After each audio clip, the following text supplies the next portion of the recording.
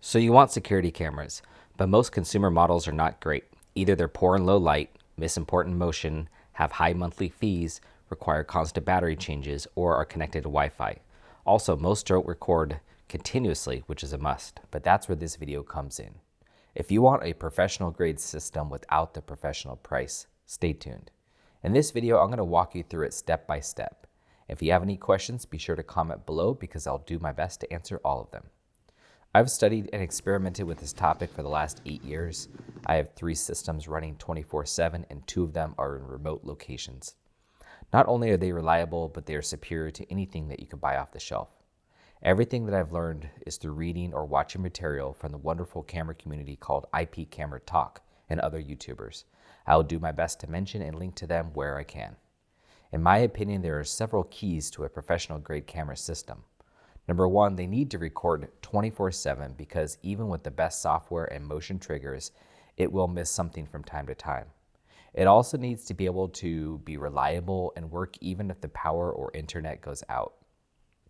Lastly, it needs to have a good low light capability.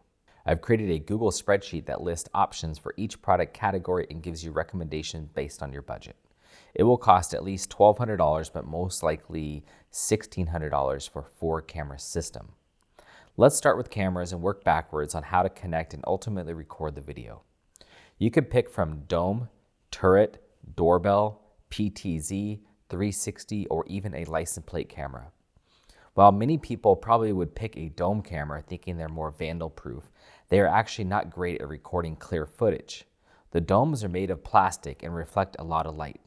The plastic can degrade sitting in the sun after a few years. Instead, I highly suggest a turret-style camera.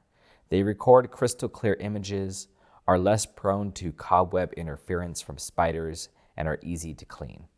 They are the most budget-friendly as well.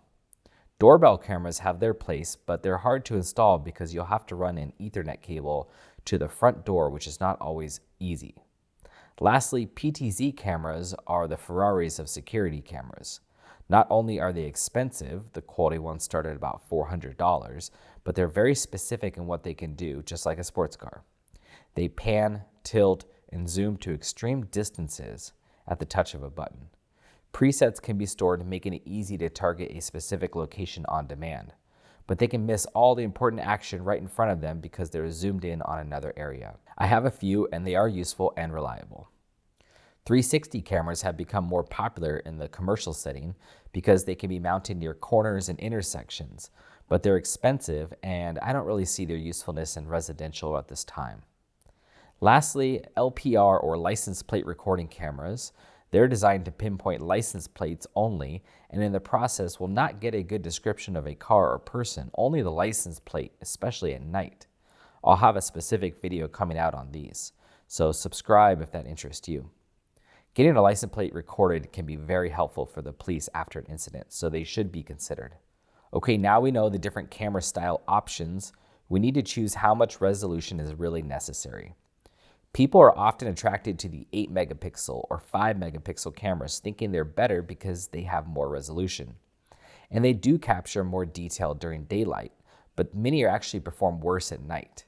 A 4 megapixel camera like this one, with Starlight technology, will be able to record much better details at night than this 8 megapixel with the same size sensor. Since most nefarious activity happens at night, consider what you need for your specific application. Do you want better night vision or extra clarity during the day?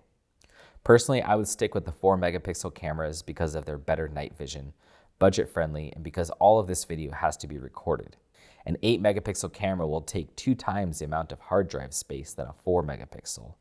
Scale that by 5 or 10 cameras and quickly it adds up and you'll need tons of hard drive space. More on that later. All of the outdoor cameras I recommend can handle being mounted outside in the rain, snow, and direct sun for many years. I have one camera that's been outside for 8 years sitting in direct sun and works just like it's new.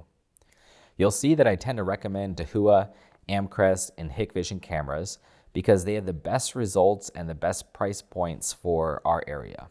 All of these cameras have a micro SD slot inside, and you can use that for additional recording and backup options. More on that later. A few other brands are Axis and Pelco, but their price points are too high for most people or small businesses.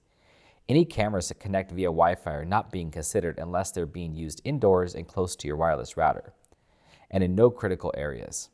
They can be a headache and are not considered reliable enough for security. The only ones I'd recommend are these Amcrest indoor PTZ cameras. They are easy to set up, 95% reliable, and decent image quality. Any cameras that rely on battery power are also not being considered. They need to be constantly powered to record all the time and operate well. Okay, now that we know a little bit about picking out the right cameras, we need to think about how they're going to be installed. You'll want to put them high enough that people cannot reach easily, but not so high that you're recording the tops of people's heads. Most of your cameras will need to be low enough to get a good shot of their face so you can ID someone. Generally, that is less than 8 feet. If you need a higher up camera to oversee the entire driveway, that's fine, but just remember that when it comes to security, you need to be able to ID a bad person's face or get a picture of their clothes. There are various focal lengths for cameras, either super wide angle, medium, or zoomed in. This is a hard one to plan for. Unless you measure the distance from the camera to the subject and do some math and all the work, it's more of a guess. To take the guessing out of the equation, I highly suggest getting a variable focus camera. These are cameras that can optically adjust the lens from wide to medium angles easily.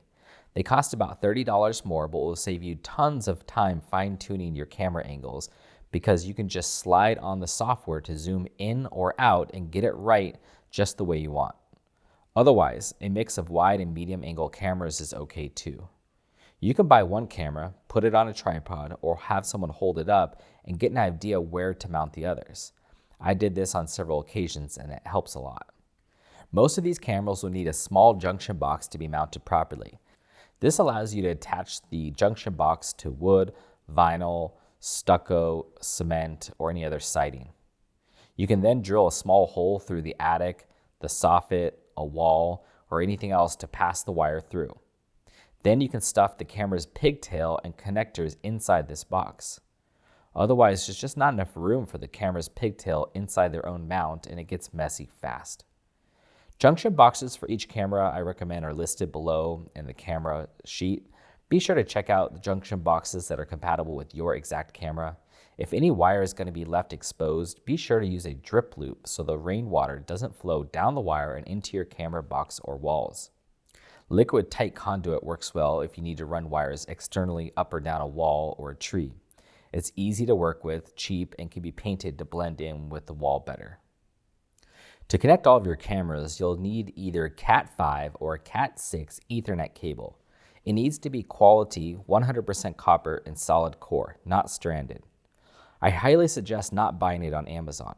Amazon has tons of quality cameras, but the resellers on there for wire are suspect, and the product often doesn't match the specifications. You don't want to run all these cables and find out that they have issues. So for cable, I suggest buying it from Monoprice or another large cable retailer such as that. I have no affiliation with them, but I've bought several thousand feet and never had an issue with their cable.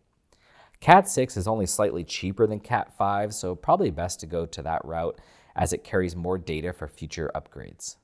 Make sure you get solid core and not stranded. It's a good idea to run 2 wires to the same location in case you ever want to add another camera and it's not much more work. Also, leave a few extra feet to make the crimping easier because the wire is cheap and you can always tuck it away or cut it off later. If you have any outdoor cameras that will be mounted on a tree or away from your house that needs to be buried underground, you can buy direct burial cable that works great. It's super strong and filled with gel, and all you have to do is put it under the ground. Running the Ethernet cables is the hardest part of all of this job, but you can find local handyman or low voltage technicians that can do this part for you if you're not comfortable. One of the easiest ways to run the cable is just to run it through the basement or an attic and then pop the camera down from a soffit or a basement location. Purchase quality Ethernet connectors and a crimping tool and watch a few YouTube videos. It isn't difficult, but it does take a little practice. You can get a cheap tester to make sure that the wire connectors are working correctly if you have any issues getting a camera to come online. Pick a standard termination color and stick with it. I personally use the T568B, which means the wires are in this color order of the connector. To terminate a cable for the outside use, I slide on one of these waterproof connectors that came with the cameras. Then I cut it clean. I remove the outer sheath, cut off the plastic and the string inside. Then I straighten the wires with my hands and I put them in the correct order.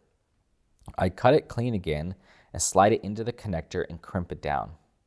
I then test the cable once both sides are done. There are connectors called pass-through, but I prefer not to use them. They've caused more trouble than the standard style for myself.